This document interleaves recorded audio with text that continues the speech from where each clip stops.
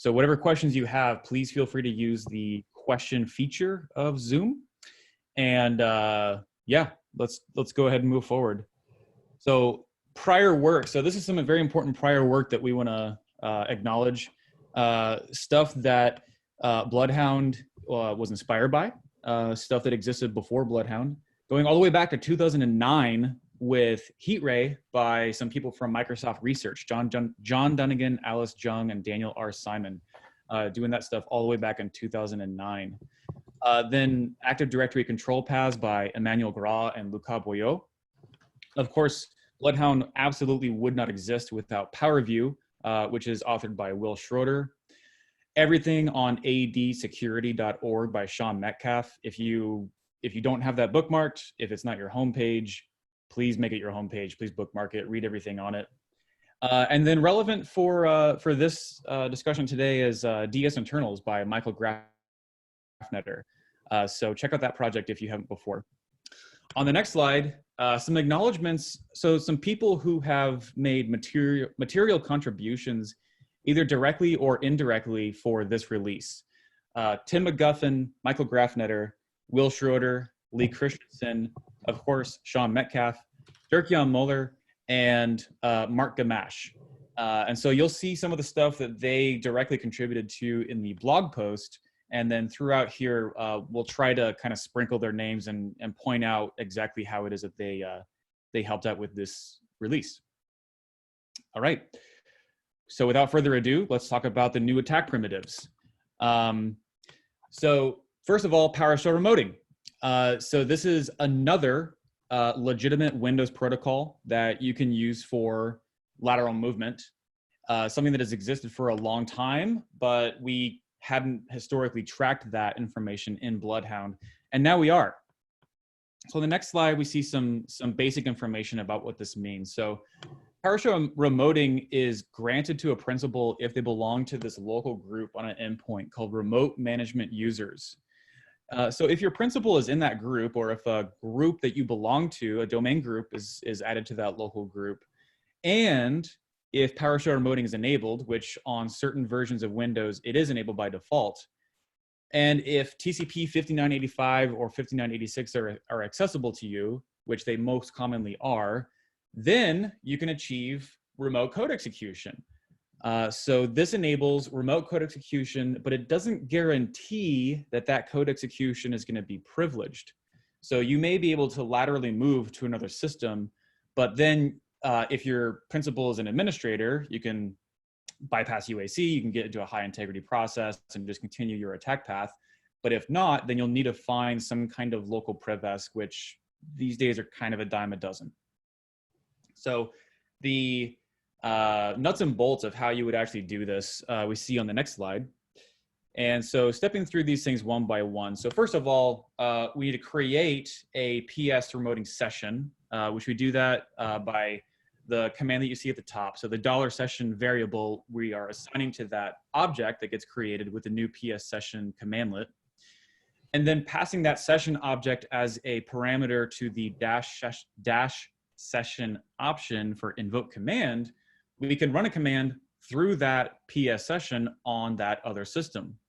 So in this instance, we're saying, hey, on Win 2016-001, I want to run this PowerShell download cradle, which I'm putting into this script block.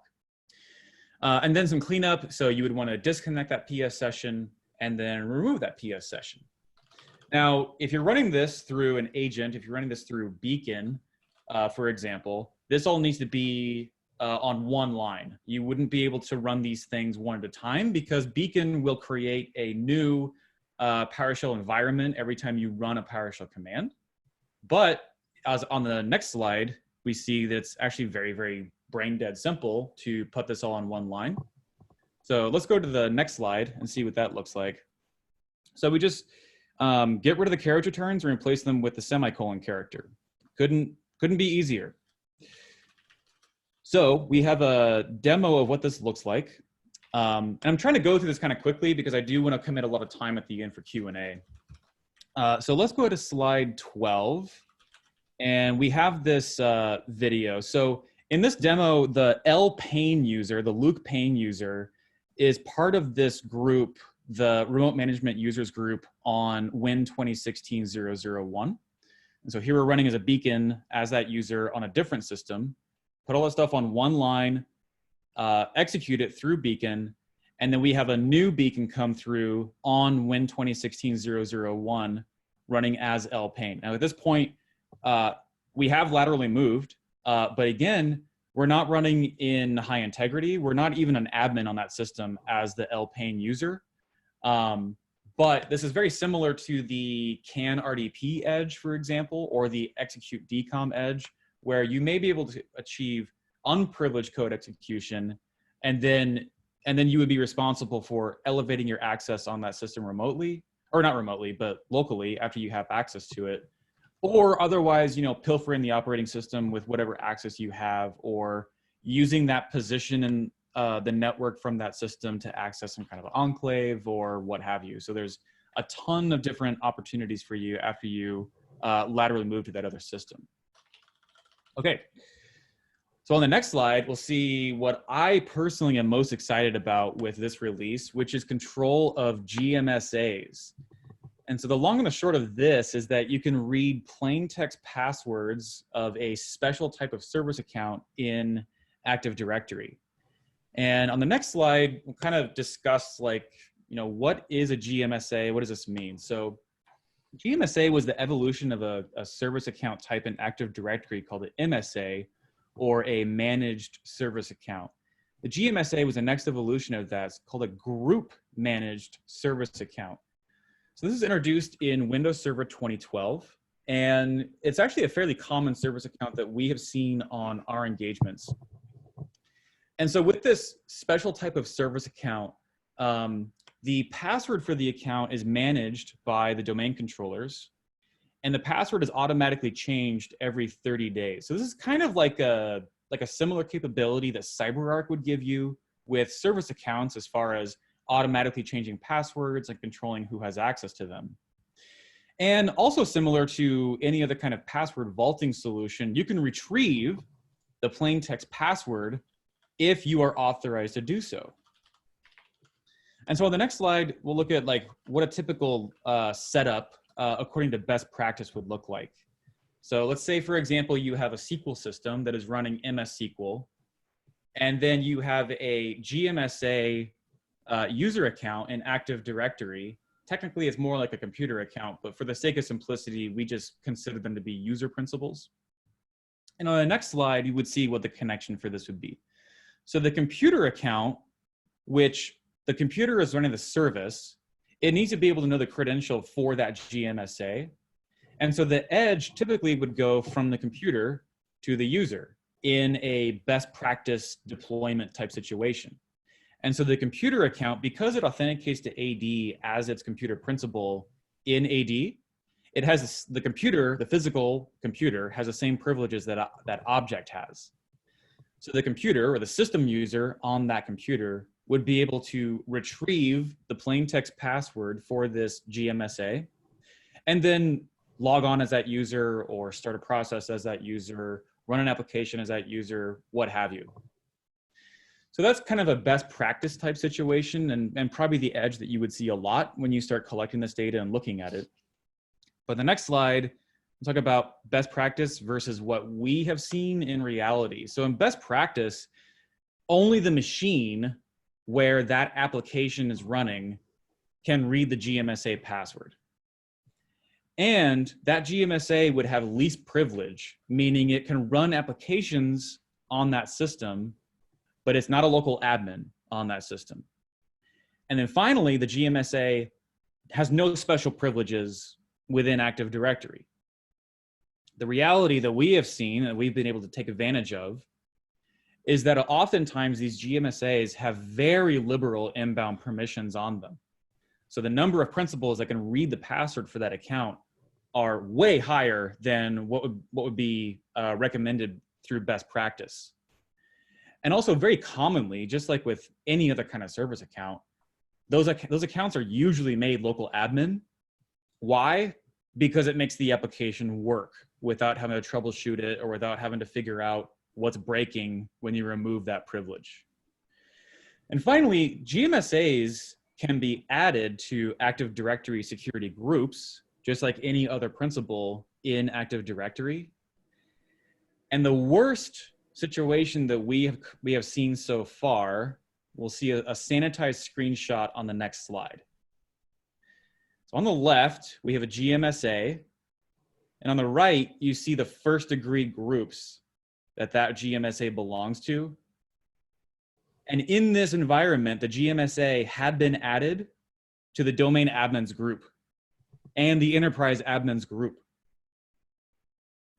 So in this scenario, if we can fetch the password for the Gmsa, then we can do pass the hash, and then because we belong to the domain admins group, we can DC sync, or we could laterally move to a domain controller, or do anything you want. You're a domain admin at that point. So on the next slide, we'll talk about like what our attack plan for this, and our attack plan is actually very, very simple. So we're gonna read and use the plain text password of that Gmsa. And then all we need as far as what we're gonna feed to the tool that will help us do that is just the name of the Gmsa. So on the next slide, we'll see a screenshot of what you might see in BloodHound if you find like shortest path from dpolojack to domain admins. And so this is the David Polojac user has the read Gmsa password privilege against this SQL01 account. And that SQL01 account belongs to the domain admins group. So on the next slide, we'll see what exactly our attack command is gonna be to fetch the password or more accurately, the credential material for that user. And this is made very, very simple with a utility called Gmsa password.exe or Gmsa password reader.exe.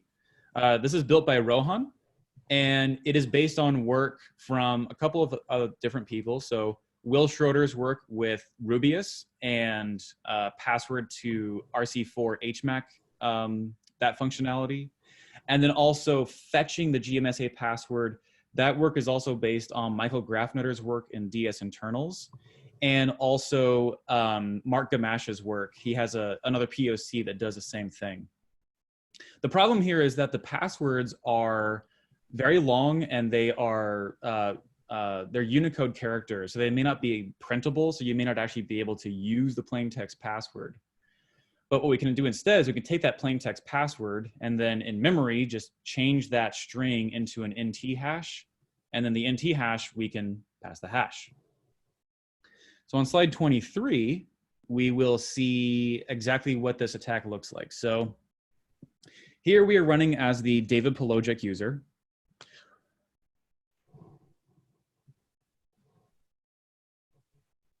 So if we do who am I, we see we're running as David Polojac.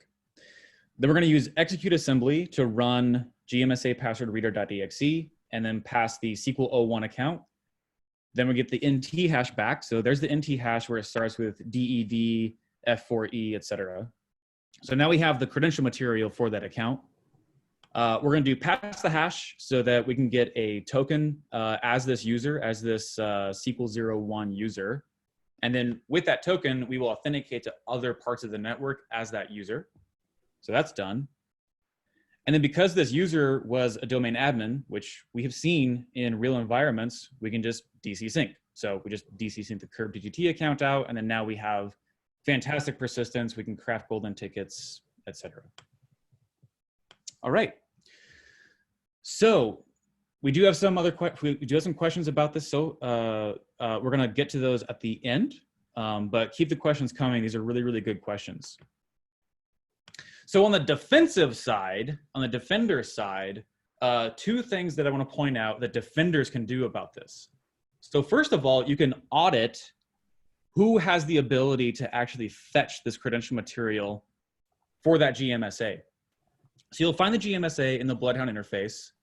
And then if you come down here to the inbound object control section, you'll see that there are 3 principals that have explicit control of the object. But then if you unroll that out, there are in fact 30 different principals that have the ability to read the password for that user. And that means that they either can directly read it or they can grant themselves the privilege to read it by virtue of being the object owner, or having the right DACL privilege or whatever. They're just one step away from being able to read that password. So find the GMSAs in your environment and audit who can read them. And then also use BloodHound to see what kind of privilege those GMSAs have so that you can find any GMSAs that have way more privilege than they should. And then on the next slide, whenever a GMSA password is fetched, there will be a 2947 event created on the domain controller that handled that request. And this will be the same event whether it was a success or a fail. So this example that you're looking at was a failed attempt, where you can see the GMSA, its distinguished name, and then the caller SID. So that's the SID of the user that was trying to fetch the GMSA. And then you also get the IP address of where that came from. So this event can be very, very powerful for detecting this abuse in your Active Directory environment. Finally, with GMSAs, we have one more slide to look at, and those are just different resources. So like I said, this deck is going to be available for you to just access, and you'll be able to click the links and everything like that. So GMSA password reader, DS internals, Mark Gamash's project, PS, GMSA, PWD. And then of course, Sean Metcalf has a lot of great material written about GMSAs already on his website at adsecurity.org. Okay, so next we're going to talk about Sid history. And the way that you can think about Sid history is just another type of member of Edge, because essentially that's about as easy as it gets. So on the next slide, a couple thoughts about Sid history. So if you've heard about Sid history before, most likely you probably associate it with the golden ticket attack. And so golden tickets abuse this legitimate functionality in Active Directory for Kerberos tickets, the pack portion of that ticket, being able to have other SIDs within a property called extra SIDs. And those SIDs are injected in the malicious attack scenario to impersonate or to to tell the DC, like, hey, this is actually an enterprise admin account, or tell a workstation, hey, this is actually an account that has local admin rights on you, or whatever. But that legitimate functionality that golden tickets take advantage of is actually used legitimately in large multi-domain forests. And so I'm going to try my best to explain exactly how this situation arises over the next couple of slides. So on the next slide, we see that there's a user called Josiah Masari, and Josiah is in the Fabricam domain. And Josiah belongs to this group called Workstation Admins in Fabricam. That group has been added to the local admins group on Workstation 01. This is all within the Fabricam domain. So on the next slide, let's say that there is a domain trust that gets introduced. So there's a new domain that is going to have a trust relationship with Fabricam. So on the next slide, everything below this blue line is within Fabricam. And then on the next slide, everything above that line is in the Contoso domain. So let's say that they decide, all right, Josiah, you are no longer going to use this account within Fabricam on a daily basis. We're actually going to create a user for you in Contoso. We're going to migrate your user from Fabricam into Contoso. So he's going to have a new user object created within the Contoso domain, but his old user object in Fabricam is still there. And the way that Josiah maintains his privilege through this object cloning process is he would have SID history from his user in Contoso to his user in Fabricam, which we would see on the next slide. So from his user in Contoso, he would be connected with this has SID history edge to his user object in Fabricam. What that means is that now, whenever Josiah Masari in Contoso has a Kerberos ticket created, that ticket in the pack, in the extra SIDs portion of that pack, will have the SID for this user within Fabricam. So it's basically the same as the member of Edge. And there's really no demonstration to do with this, because by virtue of this Edge being here, that user within Contoso is going to have all the same privileges as a user in Fabricam. So the user in Contoso has admin rights on workstation 01. You can just follow the Edge, or you can follow the path to see what privileges that user is going to have, or what Active Directory objects he can control by virtue of that Sid history. There's one important caveat with this. So if the domain trust enforces Sid filtering, this will not work. So if the domain trust enforces Sid filtering, any of those SIDs that are in the extra SIDs portion of the pack will be completely ignored. However, in our experience, in this situation where you legitimately have a user object migrated from one domain to another, usually those domain trusts do not enforce that Sid history. So on the red team side, if you're having issues with this attack, look at the domain trust and see if you're facing Sid filtering, because that could be the culprit. That could be what's preventing this attack from being successful. Okay, so we're doing pretty well on time. I think we'll have lots of time for questions at the end, so keep them coming. All right, so on the next slide, we do see what the next attack primitive we're tracking is, and that is OU control.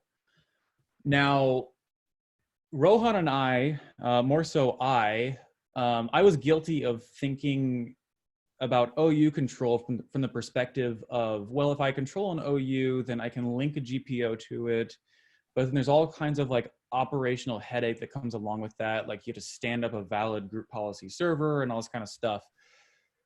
And then we were speaking with somebody at the BloodHound user meetup in Vegas last year, and they said, well, if you control the OU, can't you just put a new ace in the OU that will inherit down to the objects under it?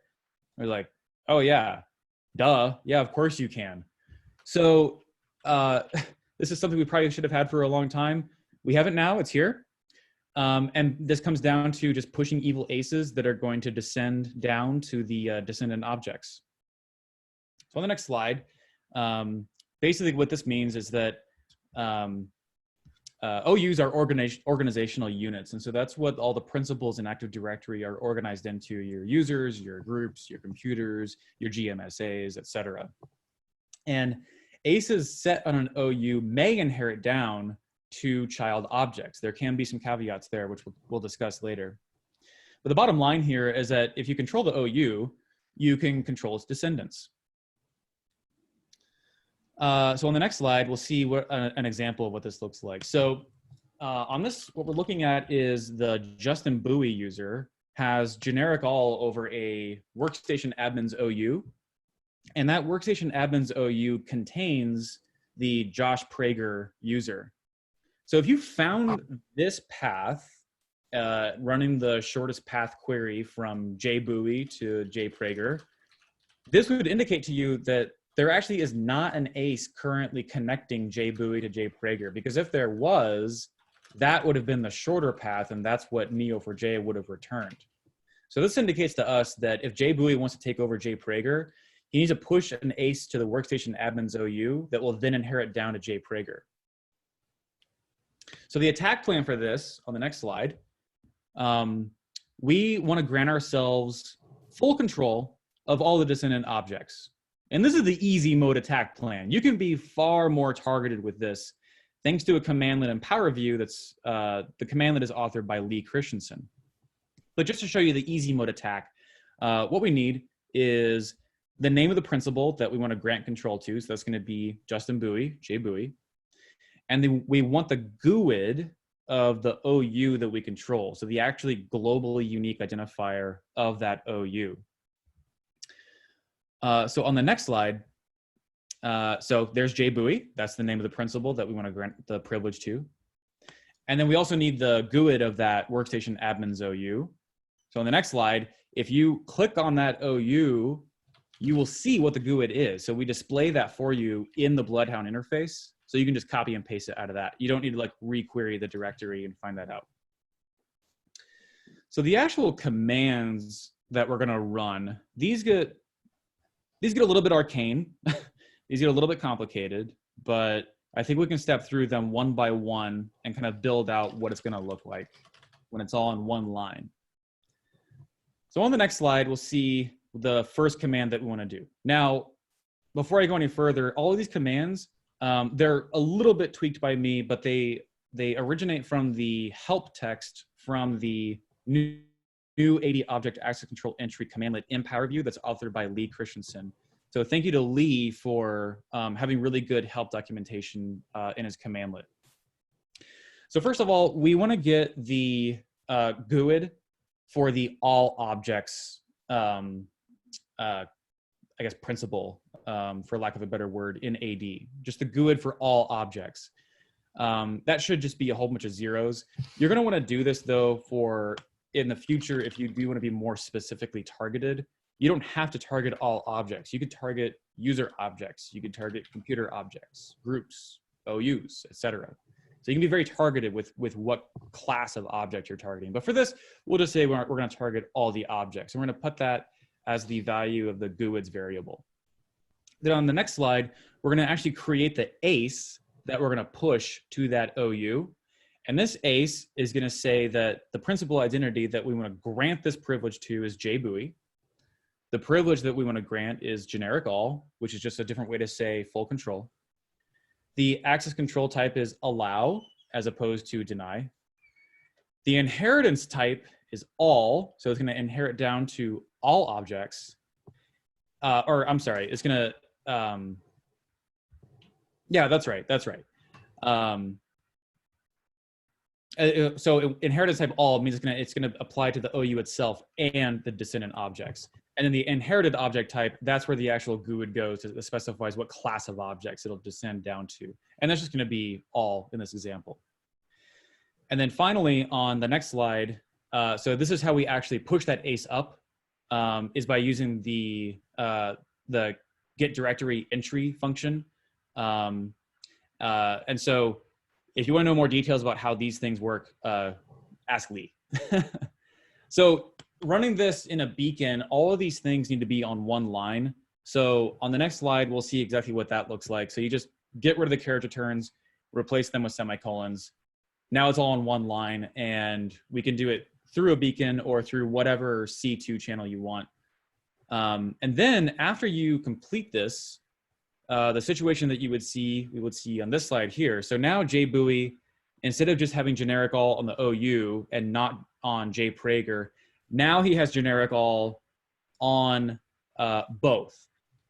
He has generic all on JPrager by virtue of the ACE on the workstation's OU inheriting down to JPrager, whereas before there was an ACE that was not inheriting down. So it was specified to be on the OU only and not on descendant objects. So all those commands, we're going to show what this looks like through a beacon session in the next slide. So first, we're going to try to change the password as for JPrager as JBUI. So we can see here we're running as Justin Bowie. And we're going to try to change Josh's password to spectrops1, and we get access is denied. All right. So we'll import PowerView, which we'll need to do to be able to access the commandlet that we're using. Then we'll get the GUID for the workstation admin's account, or OU rather, which again, you can just get that from the BloodHound GUI. Then that whole big mess of a one-liner, will run that. And then now you can wait just about 2 or 3 seconds. That's about how long it takes for the ACE to go down to the actual object that we're interested in. And then now when we try to change Josh's password, we do get a success. And so now we know Josh's password, and we can continue on in the attack path. All right. So I'm going to pass it over to Rohan, and he's going to discuss some quality of life improvements and performance improvements. So we actually made quite a few relatively minor quality of life improvements that you may or may not notice. A lot of them were made because we ran into persistent problems in the UI, especially one of the major pain points was whenever we people kept asking us like, all right, I ran a query in BloodHound and it's still churning. It never drew anything. Like, is it still working or what's going on like that? And the answer is, yes, it's still working, but if you try to draw a very, very large graph, you're gonna run into issues. If you go to the next slide. So we actually added warnings on large graph renderings, as well as telling you how many nodes and edges you're trying to draw, which should help you get a feel for what your risk tolerance or your tolerance is for drawing large graphs. And over time, you'll be able to figure out like what'll draw nicely and what won't. By default, it's set to a threshold of about 500 nodes. So that will prevent you from, or at least give you a warning before you try to draw extremely large graphs all at once. We also took some of the very, very expensive queries that are run, in particular, derivative local admin and transitive object control. Whenever you click on a user or a computer, we were running these extremely expensive queries on Neo4j every single time. So instead, we replaced them with little play buttons. So when you click on the play buttons, it will actually run these queries instead of just doing them automatically, which will take a lot of the stress off the database. These two features just by themselves should actually speed up your experience with the UI quite a bit. By putting less stress on Neo4j, we're allowing other queries to finish much faster than they would before. We did improve dark mode support, since I am well aware that dark mode is the most important feature that was ever added to BloodHound. Obviously. New edges, B. So we actually went through most of the UI and we looked at places where dark mode wasn't working properly, like settings and stuff like that. And we fixed them. So they are now dark, as they should be. We actually retooled the node data displays completely in support of a new feature that was added in 3.0. We added collapsible tabs for the nodes, which allows you to kind of shrink the amount of data that you're looking at any given time. This is particularly useful because we added the ability to collect all Ldap properties from objects in 3.0. And because of that, we were displaying quite a bit of information. Those collapsed tabs will also persist across different things. So if you're only looking for a small amount of information on multiple nodes, those will be a lot easier to find. Next slide, please. So we actually do have quite a few performance improvements that were added inside SharpHound and the GUI. A lot of them you're not going to notice other than how fast collection is done. But there's quite a bit. SharpHound has been completely rewritten for this release. It's not even just like starting from SharpHound 2.0. This is actually a completely new repo that's going to be published. It's called SharpHound 3. It's targeting .NET 4.5, and we've used several updated libraries. When we did some data collection, if you go to the next slide, the Ldap Collection portion of data collection is somewhere between 25 to 30% faster due to a bunch of different changes we made, particularly in caching, as well as the data pipeline that we're using. The computer data collection has slowed down a little bit, but that's actually a function of adding a new edge for computers. So we're collecting a new group, and we made the resolution process for computers much more thorough. Before it was a pretty simple set of checks, but now we try probably 4 or 5 different fallbacks before we give up on computer resolution. So the data on that end should be much more accurate as well. All right, so I'll pass it back to you, Andy. Yep, so that's all the content. So I'm happy about that because now we have about 25 minutes for Q&A, and we have quite a few questions. Before you hop off, we are going to share a companion blog post to go along with this webinar. The recording of this webinar will be available, and the deck as well will be accessible. So you can actually see the bit.ly link down there if you want to access the deck directly, and you can watch the videos, look at the links, click on the links, and all that kind of stuff. We also have a new limited edition shirt for the BloodHound 3.0 release. So we'll put that out on Twitter, and you'll have an opportunity to get that shirt. That shirt, just like all the other shirt sales we've ever done, all the profits from that go directly to the Muscular Dystrophy Association, which is a charity focused on neuromuscular diseases and supporting families that have that, which includes my own. So it's very important to me personally. So the companion blog post, the URL for that, I'm actually going to go ahead and publish that now, and then update the slide deck here so that you can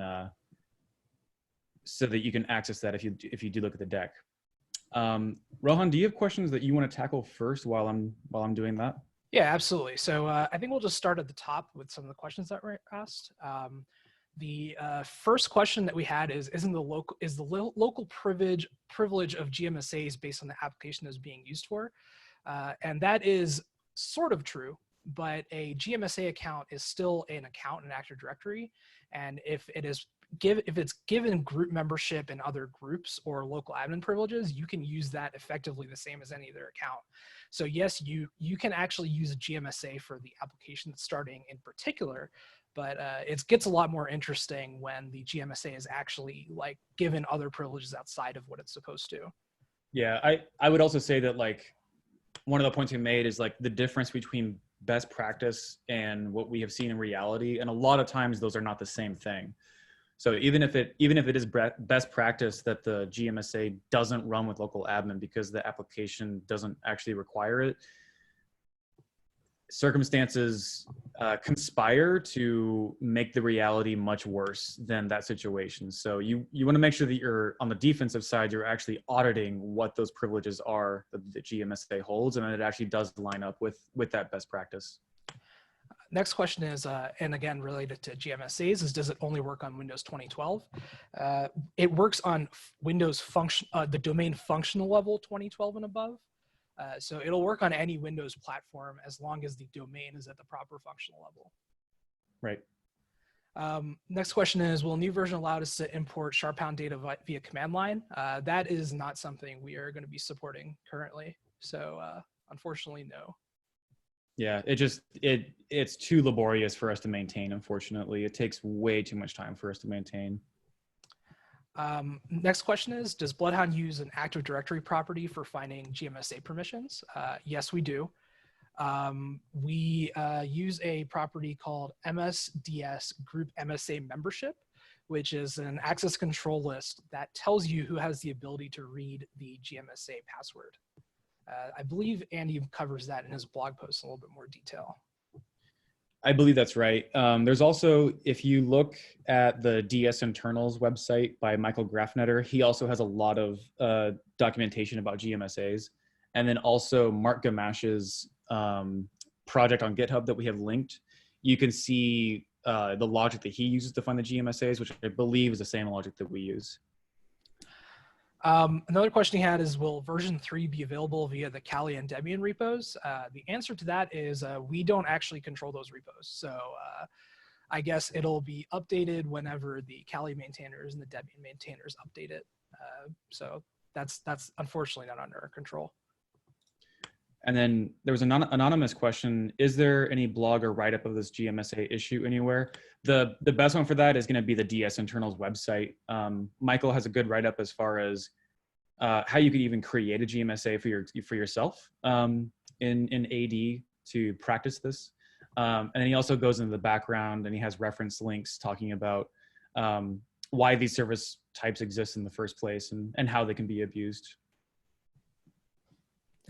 Another question we had is, will you consider at some point using a graph rendering library that supports GPU rendering? The answer to that question is we would love to, but every single one we found that has the features we want costs lots and lots and lots of money. And that's unfortunately not something we can really do in an open source project. Their licenses are also generally prohibitive as far as using them for open source. So it's something we've definitely considered, and maybe in the future, if open source projects evolve a little bit more, we can do that. But until then, we're kind of stuck with what we have. Yeah, in the interim, that warning pop-up that Rohan mentioned, it does give you the ability to download the JSON data coming back from Neo4j. So if you want to use a different tool to render that data, that either is GPU supported or is just a visualization tool that you prefer to use, you have that raw JSON data, so you can still visualize it. It's just a little bit of friction, you know, that in the interim, it kind of is what it is. Next question we had is, how do you get the members of the remote management users group? Is it by group name or SID? We actually wrote our own custom function for retrieving the members of local groups, and we do fetch it using the relative identifier of the group. I actually wrote a technical write-up about this when we released 2.0 that details how we do it. It's a modified version of the net local group get members API call, but we use a little bit lower levels so that we can target what we want without having to deal with localization issues and other issues like that. Now, the next question is, will the BloodHound collection collect SID filtering information? Actually, yes, as of 3.0. We do collect on-domain trusts if SID filtering is enabled. However, the specifics of that SID filtering is not collected. So we will tell you that the SID filtering of some sort is enabled, but not what it's filtering. That does vary from domain to domain. I can answer this next question, Rohan. Yep. So the question is, will the Python BloodHound collector be compatible with version 3? So we do not maintain and we also did not create the Python BloodHound collector. That's actually authored by Dirk-Jan Muller. So the answer to that, I would need to ask Dirk-Jan. I don't know if he's in the webinar or if he's currently in the BloodHound Slack, but he is the authority for the Python version of the BloodHound data collector. Last I talked to him, he was working on updating it for 3.0, and I don't know if he finished that. Yeah. Oh, actually, maybe it looks like he did. So there you go. Oh, awesome. Great. Next question is, what does OU control look like with admin SD holder? Is admin SD holder considered an OU? Admin SD holder is considered a container, which is a special type of object in Active Directory, not necessarily an OU. But the permissions of the admin SD holder object are stamped onto anything that has that is a protected object. When we do data collection, we collect the current ACLs from those objects, which will be reflected in that. So you don't actually need to look directly at the admin SD holder when you're in the BloodHound GUI to figure out what those permissions are. We also do collect whether an object has admin count 1, which is generally used to indicate that they are part of admin SD holder. So it's not exactly considered an OU, but it has similar permissions. Another question we had is, are there plans on collecting common custom BloodHound queries, whether it's part of the repo or in the Slack? Internally at SpectreOps, we kind of use Ryan Hausnecht's blog post as almost like a canonical cipher query repo. I think it's been posted on Twitter a few times, and I'll try to make sure I post a link to it again. So that's what we use. Another question is, have you considered adding the creation date for user and service accounts? As of 3.0, if you use the collect all properties flag in SharpHound, you will actually get the creation date attributes as well. It will collect anything that is a string property if it can. Next question is, are we able to import older BloodHound data and see these new relationships? Unfortunately, no. The new SharpHound drops a different format of the JSON file, and we've also changed the way we index the database. So BloodHound 2.0 databases will not be compatible with BloodHound 3.0. You can always continue to use the old GUI for that, but you will need to do new data collection in order to use the BloodHound 3.0 features, especially since a lot of those edges and stuff just weren't collected previously. Another question we have is collecting data for new attack primitives. Is there anything that could complicate it and cause you to have incomplete data? For the particular primitives we're talking about, data collection is generally very simple. The only one that's kind of different is the PS remote collection. And this applies, this has the same rules as all the other local group collection we have, in that in Windows 10 anniversary and forward, you do need local admin rights by default to collect that data. Anything before that, the ACL is more permissive, and you can do it with just authenticated user. So that is definitely a limitation for the data collection there. And there's not really a way around that. So without admin rights, you're just going to get blank for those groups.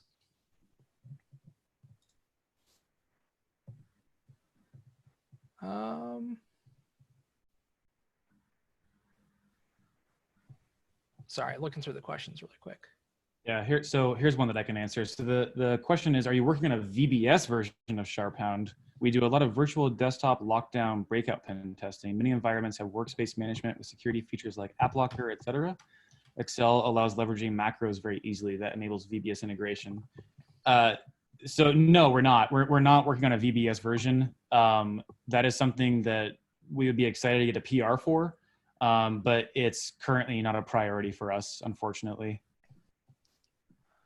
Another question. So the question here is, any luck convincing the makers of Neo4j to making Neo4j multi-threaded? Is single-handedly the worst part of the experience of using BloodHound with large data sets? So this is something that is a little misleading as far as what exactly are the choke points with BloodHound. So the biggest choke point is not Neo4j. The biggest choke point is actually Lincurious, which is the JavaScript graph rendering library that we currently use. It is the biggest choke point because it does not support the graph rendering layouts that we want to use using the GPU. So it is doing CPU layout for the graphs. You can prove this yourself if you take the raw queries that are run in the BloodHound GUI, you run them in the Neo4j console instead. And instead of returning the paths or the nodes or whatever, if you return a count or if you profile the query, you will see that 9 times out of 10, Neo4j is actually finishing the query very quickly, all the ones that we have built into the GUI. And any queries that do not finish quickly are ones that, like Rohan referred to earlier, that are extremely expensive. And they're extremely expensive because they are mathematically difficult queries. They are unbounded shortest path queries from multiple nodes to multiple nodes. And so for any graph database that is not an enterprise version of a graph database, that it doesn't support like sharding and running queries on different systems and with multiple CPUs, is going to choke. And then Lincurious, if you return something that has more than, say, 1,000 nodes and 1,000 edges, Lincurious is going to choke. So 9 times out of 10, the performance issues that you experience in BloodHound are not because of Neo4j, and the queries that we put into the interface are specifically designed so that they are easy as possible for the database to run. 9 times out of 10, the performance issues that you see are because of Lincurious, because of the graph layout. With this change, with the warning dialog being presented to users, that shouldn't be as much of an issue anymore. And then over time, you should get a good feeling as far as data is coming back from the database. Now it's being rendered by Lincurious, and it's taking forever. And you'll have a good idea of what threshold you can deal with that at. So maybe 1,000 nodes, maybe 2,000 nodes, maybe 5,000 nodes, depending on how much time you have, how much patience you have, and depending on the performance of your local system with running Lincurious. All right. We have a question here. Is there any improvement in progress indications, such as showing the depth level it is busy with, so you can decide to abort if it didn't find any path 5 levels deep or so? That's actually not exposed to us by Neo4j, so there's no real way for us to display that progress either. Here's another question. So most antiviruses will detect sharphound.exe and .ps1. That is true. So most antiviruses, Defender, Google Chrome, etc., they will flag Sharphound as being malicious. So at that point, you need to roll up your AV bypass sleeves and do some technique that will bypass that antivirus. For us, execute assembly and beacon is extremely reliable because you can load .NET libraries without ever putting that executable on disk. If it's not on disk, that's going to bypass almost every AV detection because there's nothing for it to actually scan. There's nothing hitting disk. And then otherwise, SharpHound is free and open source. So you can take the source code, you can obfuscate it, you can run it through a .NET obfuscator, whatever. That will bypass antivirus 99 out of 100 times. So yeah, it's just you'll need to roll up your AV bypass sleeves and deal with that because there's nothing we can do to convince Google and Microsoft to stop flagging SharpHound as malicious.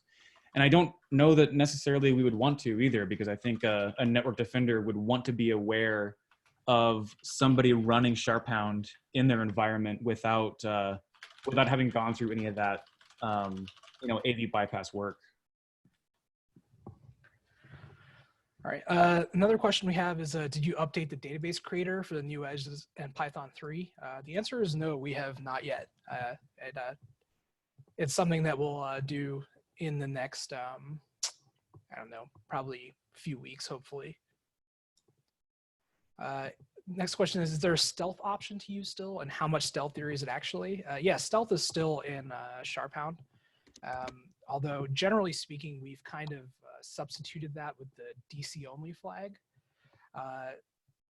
The stealth option is definitely quite a bit stealthier. It limits session collection to just a few computers, which is domain controllers and file servers. So instead of reaching out to everything in the domain, you're just reaching out to a few. And it uses GPOs for local group collection. However, we will caution you that the stealth option is generally much, much less accurate than actually reaching out to everything. Someone asked if we could talk about the computer resolution fallbacks that were just mentioned. It's a little in depth. We found some API calls that allow us to ask the computer for more information. In particular, the net workstation get info call, which allows us to ask a computer for its net BIOS name. So using that as well as a raw socket connection to net BIOS and some better Ldap queries, we try to take computer names or IP addresses and resolve them into SIDs. And I can point you to the portion of the source code that does this. And I'm thinking I might write a blog post with some of the more technical details, but I don't want to get too into it on here since we're limited on time. You can always hit me up on the BloodHound Slack as well, and I'll answer that. Here's 3 questions I want to answer real quick. So Jerry is asking, does it matter what version of Neo4j is used? So BloodHound 3.0 is compatible with Neo4j 4.0. And so that's the version of Neo4j that I would recommend that you use with BloodHound 3. The older versions of BloodHound are not compatible with Neo4j 4.0. So as long as you're on the most up-to-date Neo4j and the most up-to-date BloodHound starting today, you'll be good to go. Another question is there any information that BloodHound can collect without being authenticated to the domain? Technically, yes. And so if you allow anonymous Ldap binding to a domain controller, for example, then you can collect tons of information through Ldap, group memberships, user names, user properties, group names, all that kind of stuff. I personally haven't tried using SharpHound through an anonymous Ldap bind, so your mileage may vary. But technically, yes, there is data that can be collected without being authenticated, and it's in that certain configuration where anonymous Ldap binds are allowed. And then another question here is, as the blue team, how would you suggest to detect BloodHound in an enterprise? That's a fantastic question. So that is going to depend on a lot of things. It's going to depend on the skills of the people that you have currently on your team. It's going to depend on what tools you have available. It's going to depend on how much time you can dedicate to creating and maintaining those detection rules. So for an enterprise with moderate resources, say you have Splunk installed and you're aggregating logs from Splunk. Personally, I think an extremely effective detection would be to look at how much Ldap traffic is coming from each endpoint in the network and just build like a Splunk dashboard that will shoot loud LDAP talkers to the top. SharpHound collects a lot of data from LDAP. It must do that. That is something that cannot be changed, and it's something that is going to be the same no matter if somebody ran SharpHound through an obfuscation tool, or if they're using the Python version, or if they're using their own version that they created. Like, they still have to get that information from LDAP, and it's a pretty good chunk of data. So if you're looking at a solid detection, that's where I would go first, is looking at loud LDAP talkers. All right, we're gonna kind of sprint through the rest of these questions here since we're almost out of time. Someone asked, read about the fact that SharpHound will collect all LDAP properties, and yes, the collect all properties flag in SharpHound will collect anything that is a LDAP string property on objects. Is there a new BloodHound 3.0 installation guide? The BloodHound 2.0 installation guide will work for BloodHound 3.0, although we're going to work on updating the wiki as well. It's actually easier now since we actually do support Neo4j 4.0.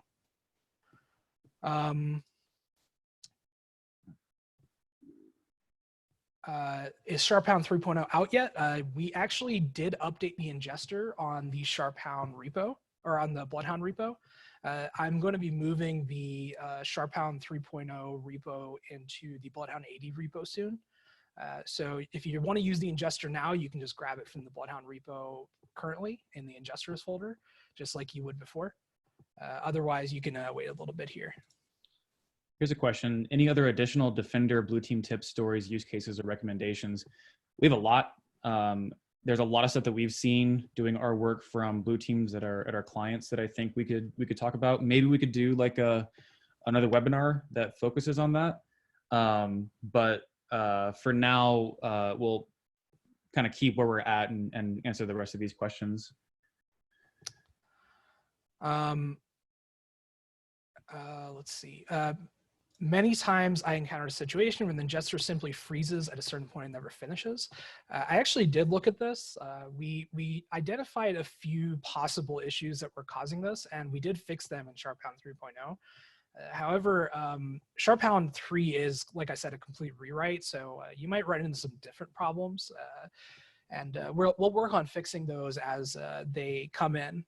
We will try our best to make sure that everything is fixed up, but Active Directory is a crazy, chaotic world, and trying to make sure that everything works is almost an insurmountable problem. So we try our best. Here's an interesting question. Is the command sharphound.exe collection method all a problem with a network of 15,000 users? The biggest environment that Andy and I have run this in was something like 200,000 computers. And 600,000 computers. 600,000 computers.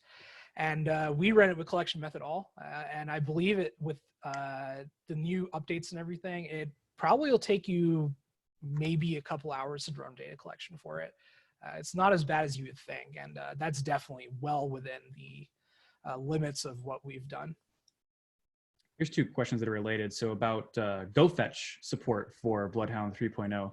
So that's going to depend on the attack primitives that that GoFetch currently has. The last time I knew, GoFetch supported lateral movement via, like the admin2 edge, and then could follow member of and has session edges as well. But I'm not aware of whether GoFetch supports ACL attacks, GPO attacks, Gmsa attacks, things like that. So that would be a question for the authors of GoFetch. This is a question from Walter. Will queries on name be slower with new indexing? The answer is no, because we did maintain the index on the name property. So those queries should be just as fast as they were previously.